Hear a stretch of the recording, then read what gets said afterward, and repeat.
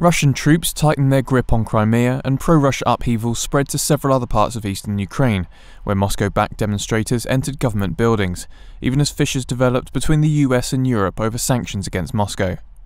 The BBC reported from Crimea that Ukrainian forces remained almost completely neutralized in Crimea. An ethnic Russian from Crimea living in London was quoted, "Everybody is afraid of the war, everybody is afraid of the escalation of the conflict. People feel terrified, and especially my friends. Some of them are trying to flee the area, to flee Crimea, to move to other, safer parts of Ukraine, to western Ukraine for example."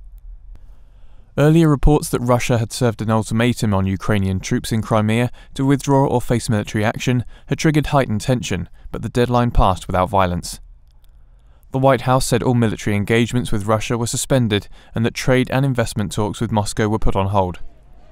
However, the report said that the US was hesitant about acting alone and wanted the European Union to adopt a tough line against Moscow. While countries in Eastern Europe largely supported the aggressive stance by the US, EU foreign ministers remained divided over action against Russia. There were strong calls within the EU to place mediation ahead of threats and sanctions against Moscow, a situation the US has found tough to deal with, especially after facing opposition in the EU on its plans to throw Russia out of the G8 group of nations.